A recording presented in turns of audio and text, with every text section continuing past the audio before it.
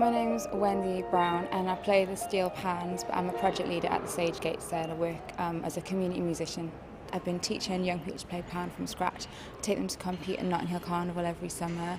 I take them to Trinidad to compete and we go all over the place. I wanted to learn this instrument because I'd seen some bands on Blue Peter when I was a kid, but I never really thought living in Newcastle I'd ever get the chance to do it. I heard about a group that was happening when I was 16. I persuaded a friend to go along with me just to check it out, and then I never quit.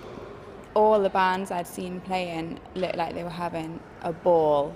It looked like the most fun thing you could ever do.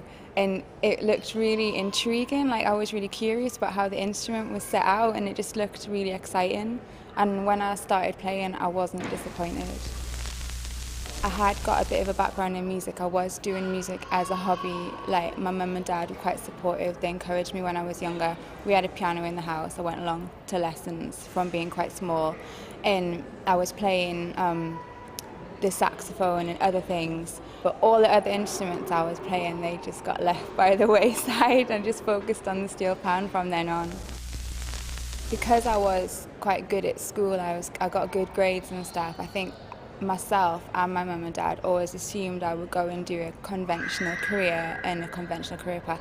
My mum and dad are both nurses. They've had very conventional careers, and I think they were frightened of the idea of maybe being freelance or not having a path set out for you. There was initial resistance when I was actually at university for a few years, but I wasn't enjoying it and I quit, and that was a massive disappointment to my parents. But shortly after that, when they saw what I was doing professionally with the steel pan, there have been opportunities for me since then to go back to university, and they've been quite against it because they're really happy with what I'm doing.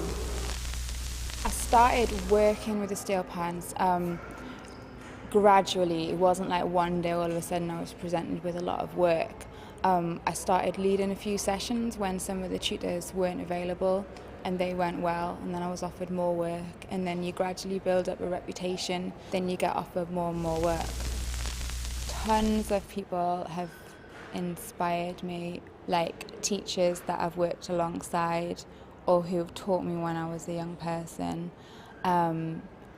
other community musicians who have much more experience than me. You see someone doing something and like leading a session and they're really charismatic and they're doing it really well, and you just think like, how have they got the confidence to get up and do that? I think that's good because then you kind of try and pick it to pieces what they're doing, and then you try and emulate that. I wasted some time I felt pressured to go to university and I didn't really want to do it, and I wasted 2 years doing that, and I regret that. You have to be happy in the decisions that you make, regardless of what you do, and don't let parental pressure or pressure from teachers at school put you in a direction that you really think that you don't want to go in. Alongside teaching steel pan and playing steel pan and competing and doing all that stuff, I'm being trained to do other things to make me a more well-rounded practitioner, if you like. So being trained to mentor, being trained to work with young people on youth leadership projects and other things. So I think that as long as I stop thinking, oh, I know it's dangerous if you think, oh, you know everything and you're just happy with where you are, you've got to keep moving forward and keep learning new things.